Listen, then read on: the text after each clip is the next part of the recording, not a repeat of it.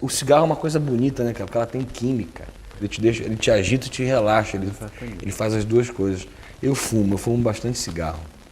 Porque eu gosto. Por que você fuma? Porque eu gosto. Símbolo do trabalhador brasileiro, muito explorado e que trabalha em excesso. Como é que pode, então? Please give me tic tic nervoso, tic tic nervoso, tic tic nervoso. Please give me tic tic nervoso, tic tic nervoso, tic tic nervoso.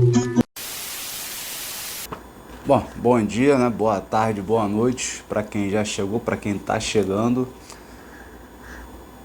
Cara, não consigo, blogueirinho não consigo, mas seria, né? Pro pessoal se inscrever, essas coisas assim. Mas enfim, eu tô aqui pra falar, né? Não pra, não sei, essa coisa de blogueira, youtuber é muito complicado. Enfim, quem gosta, né, acompanha, vê a playlist, sempre falo, vê a playlist, né? As playlists são bem maneiras, né? Acho que tá ali um desenhos interessantes, né, das coisas que eu venho fazendo aqui. Então é isso. Tarefa de blogueirinho, pô, vê a playlist. O pessoal não vê, né? Curioso esse negócio, né? Eu sempre vejo playlist, né? Pra gente ver como é que tá funcionando o negócio, né? O sequenciamento das coisas. Porra, tem bolsominion na rua aqui nessa hora aqui brigando. Hoje é dia 30, né? Dia 30 de novembro, os caras, né, estão aí bolado ainda. Né? E aqui foi um bairro que o Lula ganhou, né? Enfim. Os caras estão gritando essa hora da noite. E eu aqui tendo que falar. É isso, esse que é o problema, né? Na verdade, esse que é o problema desse livro também, né? Do Arcaísmo como Projeto, né? O subtítulo é Mercado Atlântico, Sociedade Agrária e Elite Mercantil em uma Economia Colonial Tardia. Rio de Janeiro, de 1790 a 1840. Esse é um problema, né? Esse agora do pessoal gritando aí na rua. De uma historiografia que vem, né, com a redemocratização. No caso é um livro do João Fragoso, que eu fiz a resenha, né, dos Homens de Grossa Aventura. Né, ele casa com o livro do Manolo Florentino, né, Encostas Negras. Depois eles escreveram esse livro junto, que é mais ou menos o resumo, né, da tese deles, né, já escrito em conjunto, ou seja, é uma forma de tornar mais claro, né? Enfim, um livro relativamente curto, né? Para as pessoas entenderem qual é essa tese, né? A tese que eles levantam. Então, uma historiografia que aparece aí, né? Com a redemocratização na década de 90, uma galera aí da UF, né? Interessante, né? Enfim, eu gosto muito da Hebe Matos, né? Também fiz a resenha lá das Cores do Silêncio. Né? Acho que é uma historiadora, enfim, eu admiro, né? Que eu admiro, né, bastante. E esse livro me lembra aquele livrinho do Ricardo Salles, né, Nostalgia Imperial, que ele vai falar, enfim, na redemocratização teve o plebiscito, né, se as pessoas queriam parlamentarismo, presidencialismo ou monarquia, né? E como aquilo era uma coisa presente ainda naquele tempo, né? Na sociedade brasileira ainda tinha essa nostalgia de uma certa ordem, do ordenamento que o Império passava, né, passaria, e como estava presente na historiografia. Os primeiros historiadores, pode botar o Vanhagem, pode botar o Capistrano, né, são totalmente diferentes entre si, mas a própria galera lá da década de 30, né, ainda muito ocupado com o Brasil colônia, sem propriamente uma abordagem crítica da época do Império. Isso muda um pouco, né, com o Ciro Cardoso, com o Jacob Gorender, na década de 60, 70, isso começa a mudar. E aí, isso, né, tá no livro lá, né, Nostalgia Imperial, ele pega essa história. E esse livro, e os trabalhos do João Fragoso e do Manolo Florentino vão no sentido de uma radicalização dessa contestação do Brasil enquanto império, ou seja, do Brasil também recém-independente, as décadas seguintes, né, ainda antes de chegar na República. E é curioso que o último parágrafo desse livro é quase que um testemunho, né, dessa época, né, desse período de pesquisa, de publicação, né, redemocratização. Olha só o que falam os autores, né? Em nosso século, em especial a partir do pós-guerra, o contínuo crescimento da economia pode ter sustentado uma crença implícita e generalizada de que todos e cada um poderiam se beneficiar com o crescimento da nação. Teria sido essa a base da harmonia social até pelo menos a década de 80. Ora, à semelhança do que ocorria na época da escravidão, a possibilidade de se beneficiar desse crescimento do país significa, para os agentes sociais, poder reproduzir, em uma eventual posição de superioridade, as mesmas estruturas vigentes, isto é, a profunda desigualdade social e econômica. Então, o grande tema aí da redemocratização, né, da Constituição Cidadã, a desigualdade social, né, o caos, né, social, o genocídio, né, social, né, as pessoas morrendo, né, ou vivendo uma vida indigna de ser vivida, né, uma vida complicada, né, homo sacer, né, isso depois dessas décadas de ditadura e depois do Brasil ser o país que mais cresceu no mundo, né, junto com a União Soviética, vamos dizer assim, um período muito auspicioso, né, da Revolução de 30 até talvez o Juscelino, né? O Jango já é complicado, e depois uma regressão industrial, uma regressão social, uma regressão política, uma regressão de tudo que é de todos os tamanhos, né? A ditadura inventa um milagre, né? Através do dólar, né? Da dolarização, da americanização ou financiarização, né? Como está naquele livrinho clássico da professora Maria Conceição Tavares. E é curioso que na redemocratização se encontra um outro milagre, né? O milagre do Plano Real, também através da dolarização da economia, né? E com esses milagres, né, com essa dolarização, com essa financiarização, a desigualdade social, né, o empobrecimento, né, e a carestia só aumentaram. Então o livro é testemunho disso e mostra, né, quer mostrar como isso se deu a partir de uma burguesia nacional, da constituição, da formação de uma burguesia, de uma nobreza, de uma aristocracia nacional, né, que ganhava dinheiro com o comércio de longo curso, né, por isso os homens de grossa aventura, comerciando com a África, né, comerciando no tráfico atlântico, que era onde eles conseguiam a maior parte do dinheiro deles, emprestavam dinheiro para o Banco do Brasil, né, ainda na época antes da independência. Eles tinham arrecadações fabulosas, né? Chegavam a 20%, se eu não me engano, aqui no dado do livro, do que a coroa arrecadava no ano, né? Eles conseguiam de lucro, né? Alguns poucos comerciantes, né? Eles emprestavam a coroa, eles cobravam impostos, né? Eles empatavam, né, de certa maneira, o dinheiro desse comércio, comprando imóveis, né, na cidade do Rio de Janeiro. Os imóveis, né, o comércio era muito caro, né? Você comprar uma botica, né, uma farmácia, era bem mais caro do que você ter uma fazenda, né, com escravos. Então acabou se formando essa aristocracia, essa nobreza ou essa alta burguesia, talvez, nessa virada do 18 para o 19. Ou seja, isso até inverte os padrões, né, tradicionais do que se entende pela teoria da dependência, né, que você entende, né, em linhas gerais, a teoria da dependência como a superexploração do trabalho aqui acaba gerando, né, o bem-estar, né, ou o progresso dos países do antigo setor avançado, porque hoje em dia Estados Unidos e Europa estão em declínio franco, né, e visível, né? Se antigamente, há pouco tempo atrás, talvez se pudesse questionar esse declínio, hoje em dia acho que é cada vez mais difícil de fazer esse questionamento. Então, o bem-estar deles, né, seria baseado na superexploração do trabalho aqui, numa ligação direta, né, entre um e outro. Só que aí os autores vão falar que não, que tem uma camada de negociantes aqui, nacionais, autóctones, que se formam, né, com o tempo e que vão só existir, só vão poder ter essa condição de possibilidade de existência a partir da superexploração do trabalho aqui no próprio Brasil, né, reproduzindo o padrão escravocrata, mas também na África, né? Eles, né, o vínculo da escravidão, do comércio, né, de seres humanos com os estados africanos, né? O comércio que se fazia.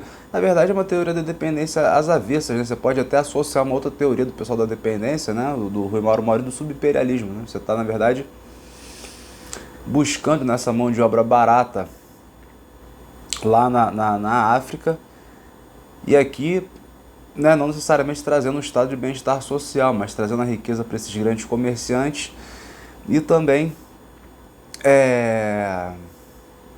criando, né, não se cria uma classe média, né, enfim, longe disso, né, longe de se criar uma classe média, mas setores que os autores chamam de não capitalistas, de produção não capitalista, eu chamo de pré-industrial, que eu prefiro, né?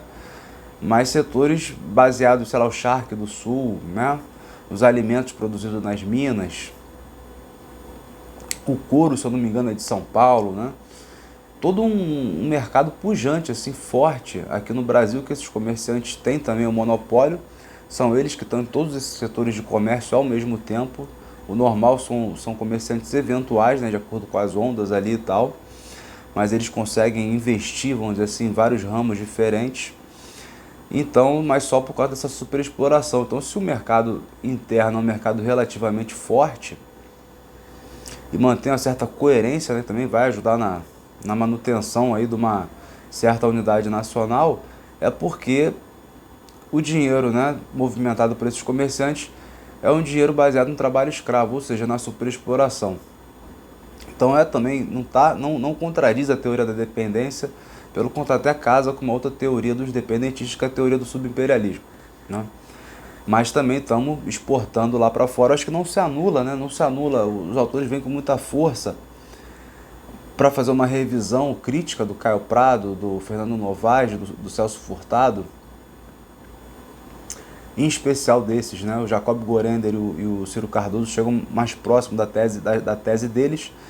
A diferença deles para esses dois, para o Ciro e para o Jacob, é que eles conseguiram, né, o material, né, a documentação para poder fazer uma análise mais abrangente, né, e provar e, né, e andar, né, vamos dizer assim, desenvolver melhor isso que estava ali, vamos dizer assim, em germe, né, na década de 60, 70, 80.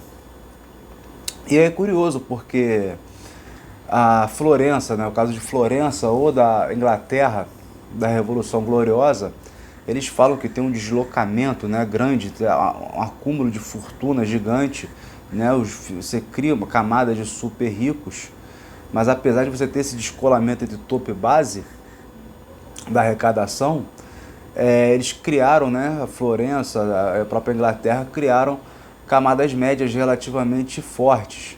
E no Brasil isso não teria acontecido.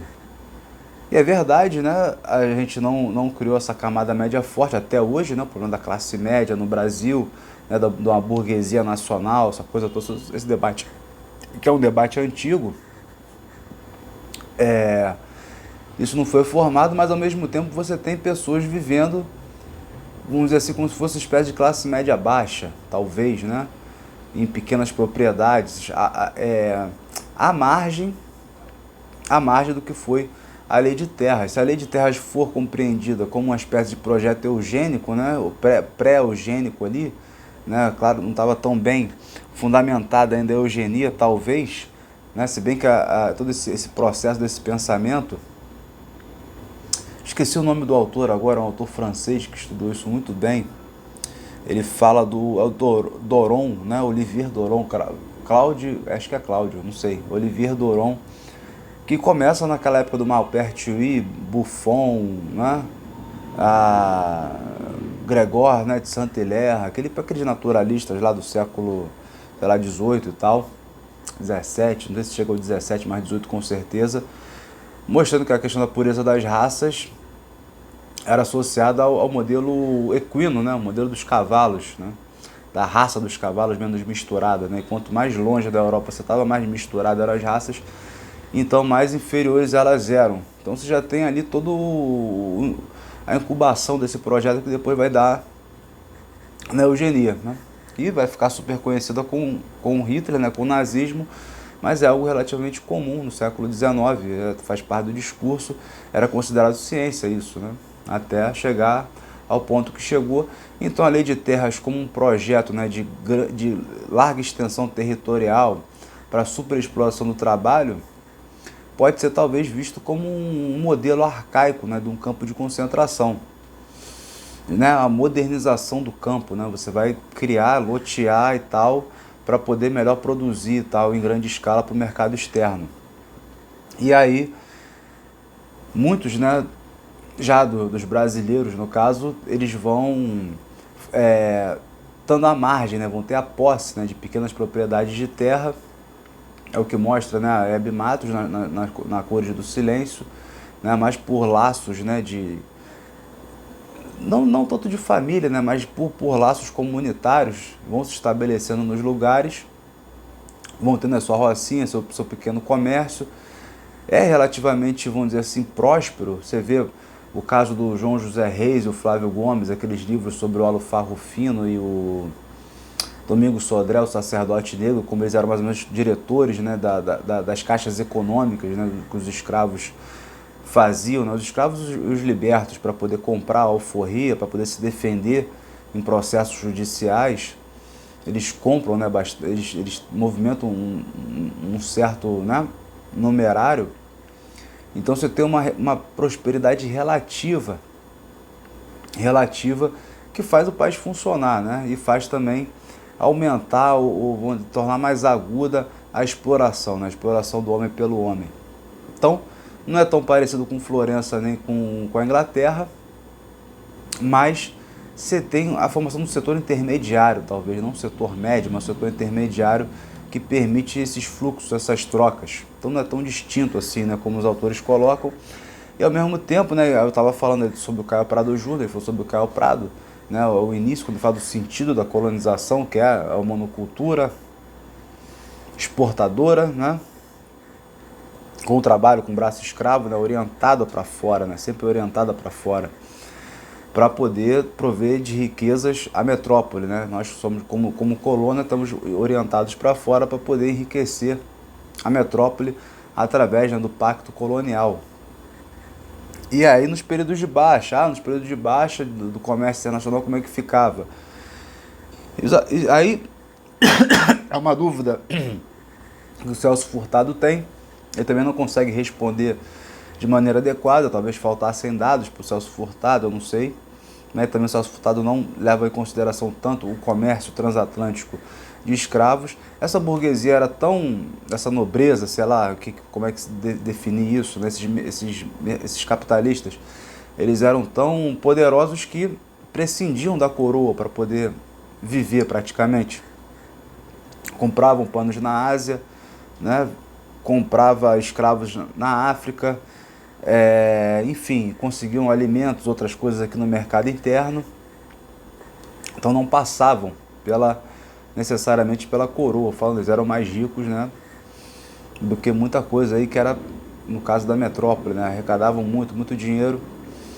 Então você tem essa orientação para fora, né, no mercado transatlântico. Então, como eles tinham muito dinheiro, e esse comércio interno era relativamente pujante, e esse pessoal movimentava muita mercadoria, muita coisa, mesmo em períodos de baixa você vai ver, né, a província do Rio de Janeiro, que é onde se concentra esses comerciantes, essa província se expandir, crescer, né, dar lucro, né, dar superávit, né, falar a palavra aí atual, ela dá superávit, mesmo em período de baixa do comércio internacional, né, eles estão sempre lucrando, a burguesia é muito forte. Isso me faz lembrar, né, a questão do Manuel Bonfim, né? Manuel Bonfim, América Latina, Mares de Origem, quando ele diz duas coisas ali desse livro, né? Duas ou três coisas, deixa eu lembrar aqui. Uma coisa é a seguinte, do parasitismo da metrópole.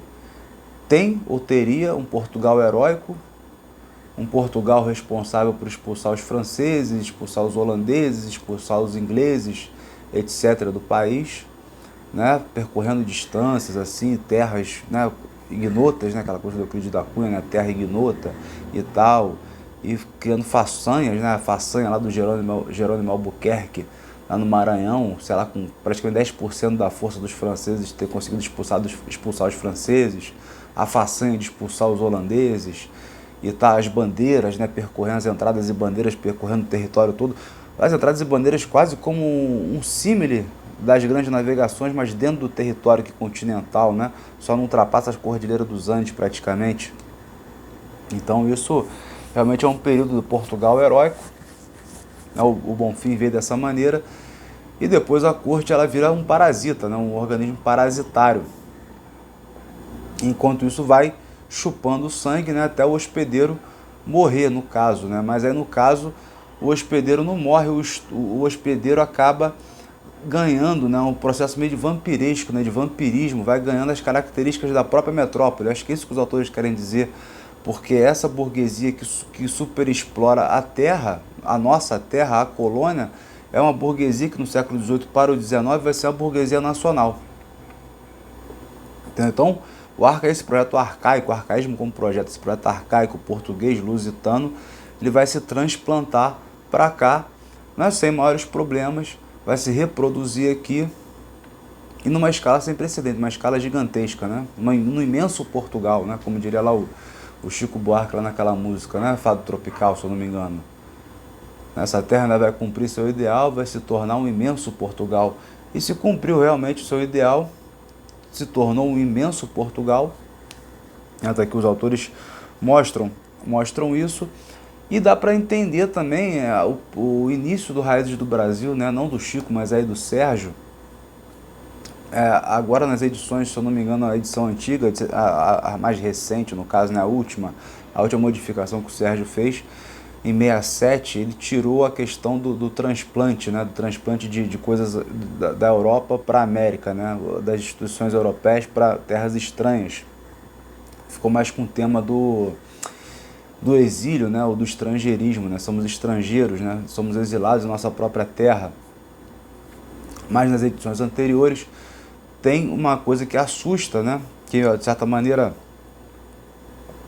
deixa o Sérgio assim, né, um pouco, vamos dizer assim, assustado mesmo, espantado. Ele fica espantado porque ele fala que é um caso único de sucesso, né, da transplantação de ideias, de valores, de instituições estrangeiras para uma terra que não tinha nada a ver, né? Essa transplantação foi um grande sucesso, né? E apesar desse grande sucesso, sentimos-nos, né, exilados em nossa própria terra, né? É um velho tema, né, já do romantismo e tal, do exílio, etc e tal. Isso aí, na verdade, é um tema, né, do judaísmo, né, um tema interessante, né, aquele livro do John Eastman, né, O Preço do Monoteísmo, né, a Contraponto traduziu, graças, né, uma coisa muito bacana. Mas o tema do exílio aí já é um tema muito antigo, né, pré-cristão, anterior ao cristianismo. E aí, no romantismo, né, as pessoas sentem isso, o Sérgio traz isso no Raízes do Brasil, né, de se sentir exilado, ou seja, acaba levando, de certa maneira, eu tenho minhas críticas a isso, a playlist aí na tarefa do crítico, enfim, e no conhecer entre saberes, né, tem minhas críticas ao Roberto Schurz, né, essa noção de ideias fora do lugar, que é aquela coisa como se a Europa fosse um modelo, os Estados Unidos, tá, nós somos uma cópia mal feita. Não sei se é bem isso, né? Eu acho que não é isso, porque a gente tem que se ver como uma cópia mal feita, né? Que a gente nunca vai alcançar o modelo, né? É um platonismo vulgar, mas se transplanta isso, dá tudo errado, ou dá tudo certo, não sei. Dá certo porque daquela forma de exploração mais primária das capitanias hereditárias, né? Para depois para um governo geral, isso se articula bem, isso acaba funcionando. Ao mesmo tempo a expulsão dos invasores, as bandeiras, né? E esse comércio, o comércio de escravos, o comércio de açúcar e tal, tudo isso vai dando muito certo, né? E acaba que o Brasil vai continuando, né? As instituições estão funcionando, né? E aí todo esse histórico de desigualdade, de escravismo, superexploração do trabalho também continua, enquanto as instituições estão funcionando muito bem, né? Todo esse problema do Brasil acaba se perpetuando, né? Aí, como diria o Simas, eu quero ver quando as instituições deixarem de funcionar, talvez o Brasil dê certo, né? Quando mudar esses projetos arcaicos, antigos, há muito tempo vigentes, mas teria, né, segundo Bonfim, Manuel Bonfim, essa época de ouro, né, essa época heróica, Portugal aqui, depois Portugal vira um organismo parasitário e começa, né, a extrair sobrelucro daqui, principalmente através das minas. E ele vai apontar uma coisa interessante, que a partir ele fala das companhias de comércio do Pombal, não deram muito certo, ok, né? Era uma forma de tentar organizar como uma multinacional, né? Como companhias de comércio. As companhias de comércio são tipo protótipos das multinacionais. Assim como, né, talvez, né, esse modelo, esse projeto de lei de terras é um protótipo num campo de concentração, estrito senso clássico nazista.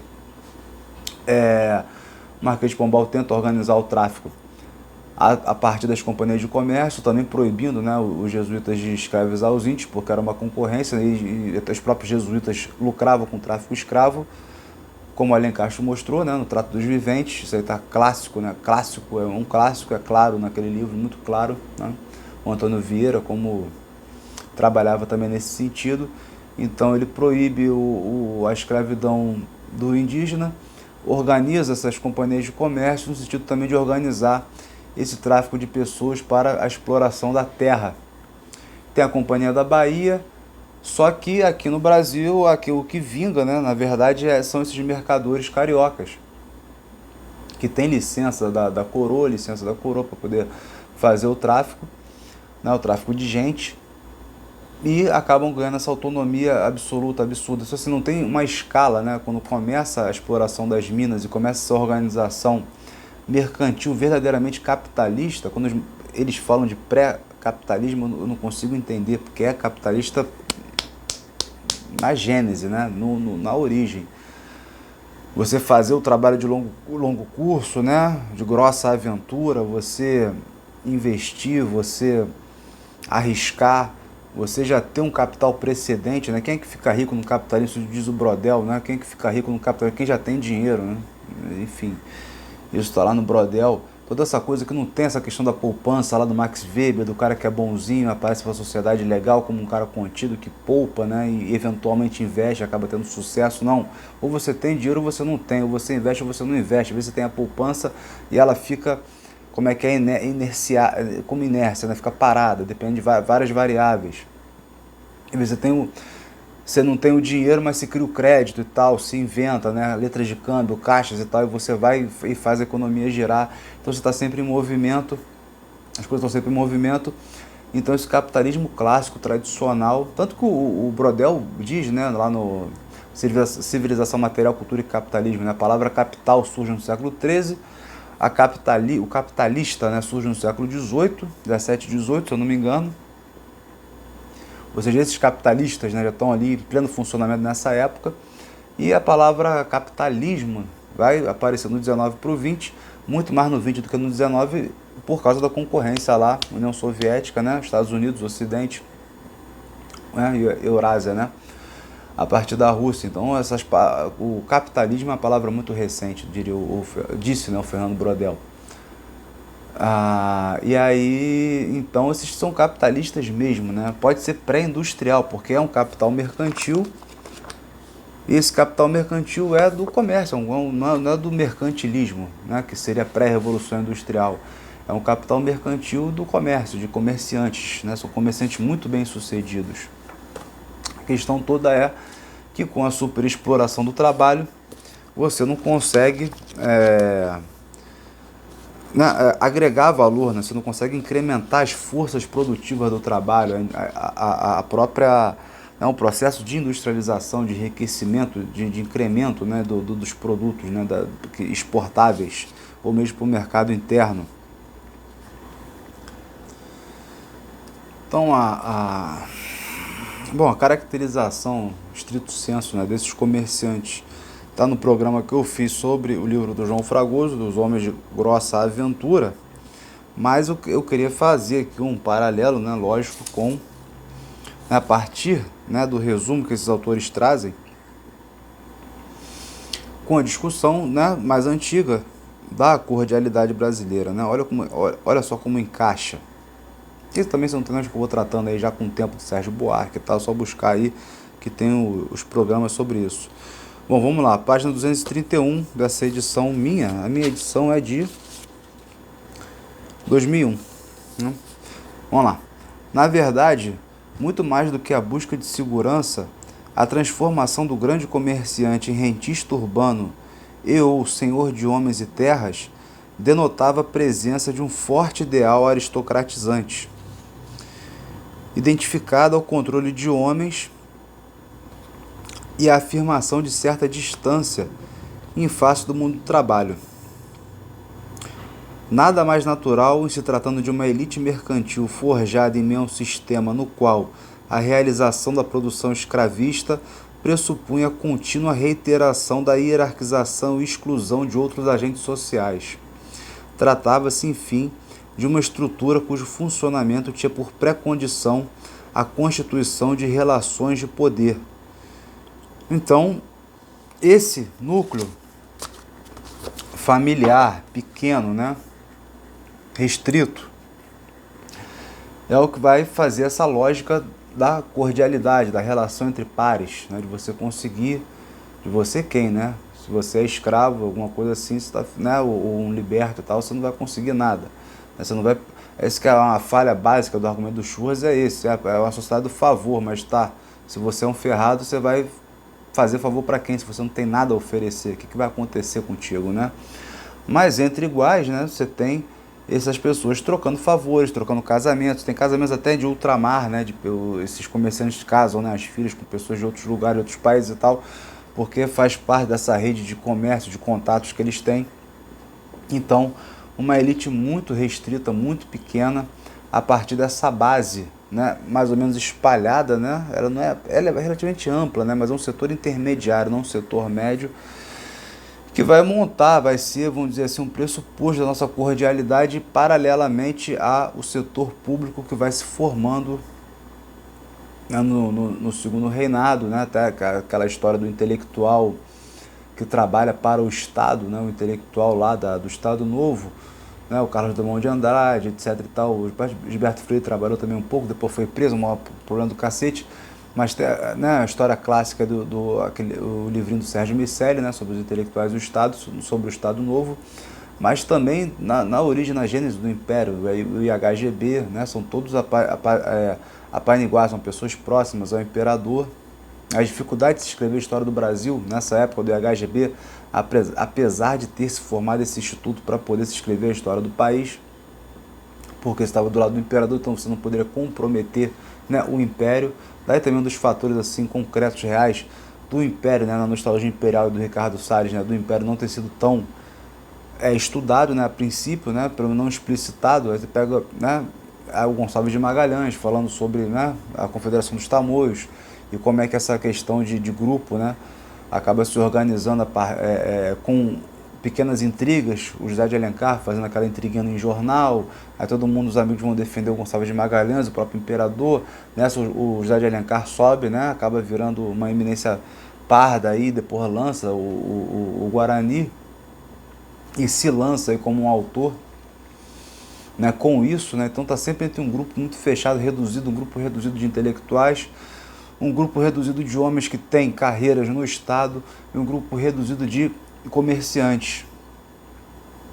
Então, se falar de cordialidade brasileira, teria que se entender exatamente esse núcleo reduzido.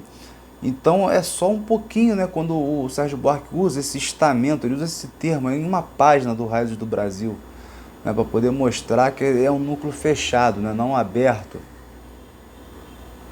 à livre empresa, sei lá, aos riscos e tal de uma sociedade capitalista tradicional, né, seria uma sociedade estamental, etc e tal, a sociedade de ordem. Essa palavra, né, nessa página do Sérgio Buarque, o Antônio Cândido faz um prefácio famoso também de 67, para essa edição de 67, né, que é a edição definitiva aí do Raízes do Brasil. E aí vira o Sérgio Buarque, ele vira weberiano, né? Isso é um problema gigantesco, mas no caso ali do Sérgio Buarque, ele está preocupado exatamente com o aumento, a complexificação da divisão social do trabalho. Você não consegue, né, o trabalho aqui é muito mal dividido, né? Você tem esses pobres, né, da terra e esses super ricos, né, uma classe média, uma camada média muito ridícula, né, propriamente dita. Vamos dizer que o Império, né, em especial o Segundo Reinado, começa a formar uma classe média, um tipo de classe média também, em especial por causa da questão do funcionalismo público e também, enfim, o comércio, né, acaba ficando um pouquinho mais amplo, né, a população, a demografia cresce, né, você tem um aumento do número de pessoas libertas, mas tudo isso é muito restrito. E o que o Sérgio Buarque vai perguntar é por que não foi feito nada para poder aumentar essa classe média. Mas, por exemplo, quando teve a Lei Eusébio de Queiroz, né, ele se pergunta isso no Raízes do Brasil, para nem falar do Império, o tomo do Brasil monárquico, né, do Império à República, que os questionamentos são mais detalhados, né, sobre essa questão da não formação de uma classe média no Brasil. O Sérgio Buarque vai falar, pô, você Lei Eusébio de Queiroz, o dinheiro empregado no tráfico negreiro fica empatado, por que não investir na indústria, né? Investir no desenvolvimento aqui, na modernização do país. E aí ele vai, né, constatar que essa burguesia nacional vai comprar bens, né, lá fora, né, bens de luxo, e vai empatar o dinheiro isso com bens suntuários, né, como diria o Celso Furtado a respeito da economia durante a ditadura militar. Então, né, em linhas gerais é isso, né, com um livro que está mostrando, né, a formação dessa classe rica, especuladora, capitalista no pior sentido do termo. Aqui no Brasil, o Rio de Janeiro vai ser o maior porto negreiro depois de Roma, talvez comparável com o Caribe, mas nem tanto, né? Aqui realmente foi o maior porto negreiro, como se cria essa burguesia parasitária, para usar o termo do Manuel Bonfim, essa burguesia parasitária, especuladora, né? Um êmulo, um símile de fato do projeto colonial, né, português, metropolitano, mas transposto, transplantado para cá. Cabe lembrar, talvez, né, das informações lá do Alencastro, no Trato dos Viventes, que o comércio triangular do Alencastro é Rio de Janeiro, Luanda, Potosí, né?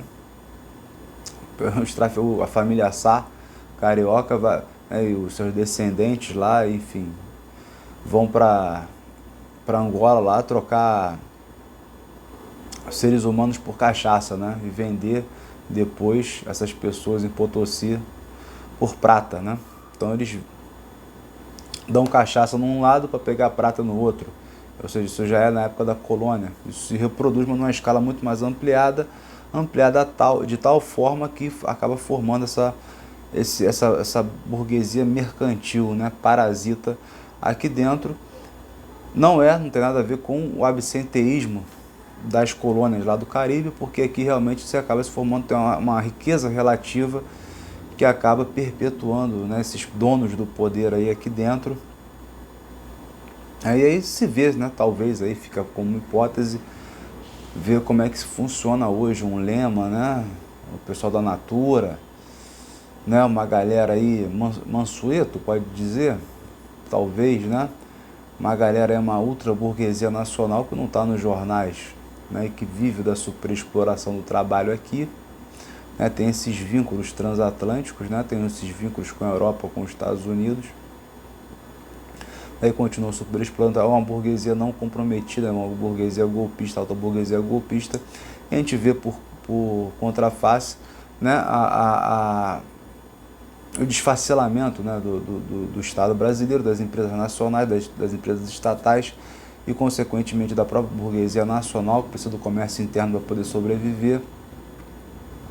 Numa época de golpe de Estado, né, saindo de um golpe de Estado, talvez, né, tomara, a gente vê como essa burguesia transnacional, essa burguesia sediada aqui, né, com interesses aqui consolidados, concretos, né, perpetua esses projetos de superexploração. E com superexploração do trabalho, que foi a tônica do golpe, né,